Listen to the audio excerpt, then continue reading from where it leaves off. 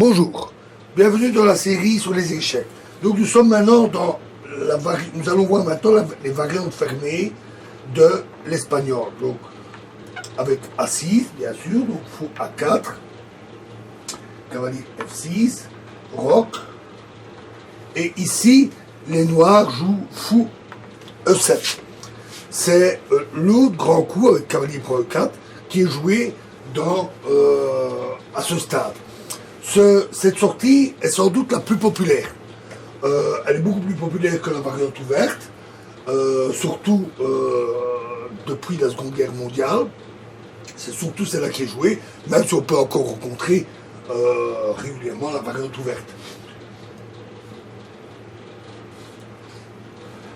Elle vise à un jeu plus fermé, qui présente d'ailleurs quelques analogies avec les variantes obtenues avec le pion dame, les jeux fermés, du son nom de défense fermée, pour engager plutôt que des combats tactiques, plutôt engager une lutte positionnelle à long terme.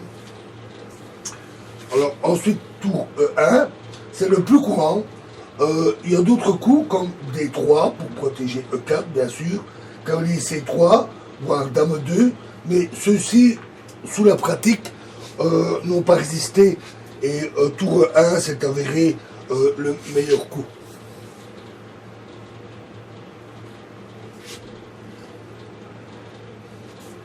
Alors maintenant, les noirs doivent, maintenant que le pion est protégé, contrairement à la variante ouverte, ils doivent absolument empêcher l'échange des cavaliers, parce qu'alors, après, cavalier prend le pion, avec perte d'un pion, on ne peut plus reprendre ce pion-là.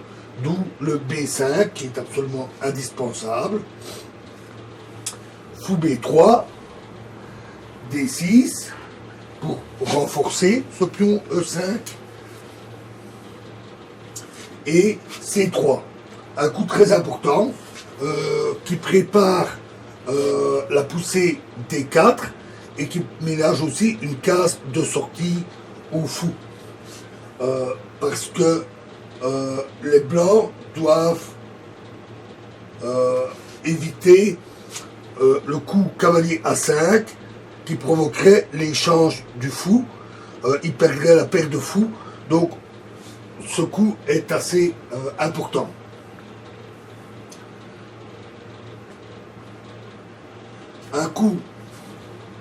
Le coup suivant, c'est le roc.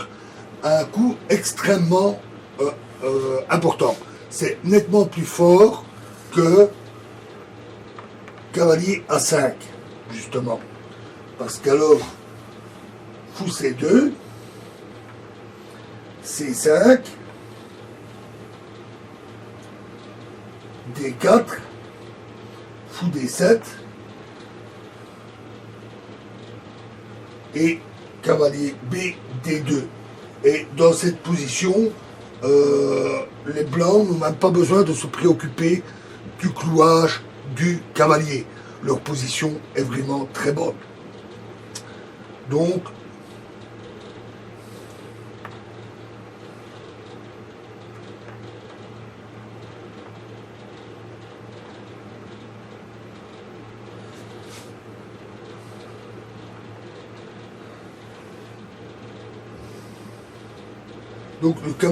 jouer tout de suite cavalier A5 n'est plus profitable, justement grâce au fait que les blancs ont préparé cette case de fuite.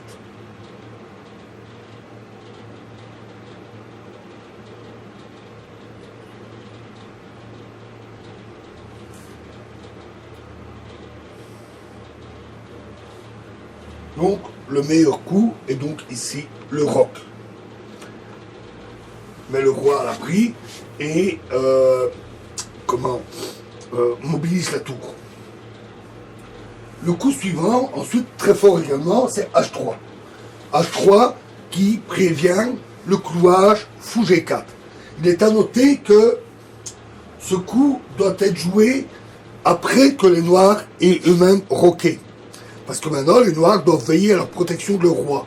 Si on le jouait plus tôt, ou sans que les noirs roquent, alors cela offrirait un point faible et les noirs pourraient renoncer au roc ou au petit roc avancer les pions sur l'aile roi pour attaquer cette faiblesse.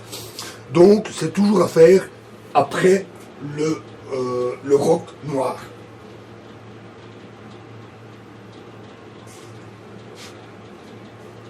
Il est à noter qu'une avance immédiate de D4 provoquerait justement le clouage fou G4, ce qui cloue le cavalier et exerce donc une pression sur D4 qui n'est plus protégé.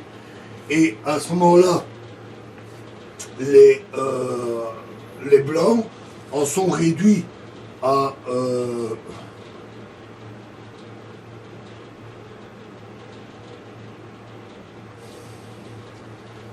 par exemple jouer